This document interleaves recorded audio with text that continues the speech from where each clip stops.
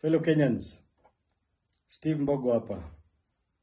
Now mine goes to the President. Mr. President, many of us spoke to you quite a number of times, and we warned you against your engagement with the globalists, specifically the globalist organizations such as the World Bank, the IMF, and the World Economic Forum. Many times, I, as Steve Mbogo, have mentioned to you clearly that these globalists will use you, misuse you, and abuse you. Today, as we speak, Mr. President, I'm glad you've started seeing what I foresaw months ago. From your recent sentiments that you lamented, you were very clear, and you mentioned that there are foreign powers that are planning to remove you from power. Mr. President, I repeat and I will say that the whites, or rather the globalists, the Western countries and America, are people who are not fond of a leader who becomes unpopular to the masses. Today, they had categorized you as one of their best friends, to the fact that they mentioned you as a non-member NATO ally. I want to remind you, Mr. President, that the NATO meeting 2024 summit was just concluded yesterday in Washington, D.C.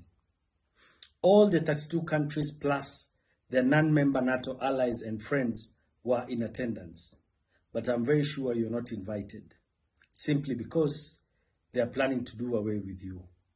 It is time you wake up and understand that the interests of Kenyans should come first, rather than the interests of the globalists who are turning against you right now. Today, when you look at the global media, a majority of all these media houses are tarnishing Kenya's name and branding you as a leader who is very unpopular to his people, or rather the nation. Mr. President, it is now time for you to understand that the interests of Kenyans must and should come first before the interests of the West.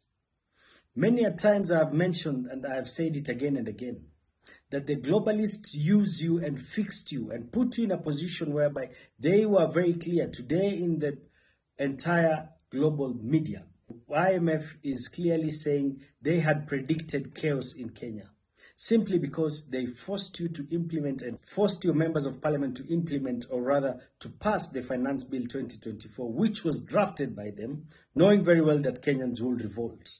It is time you wake up, Mr. President, and the earlier, the better.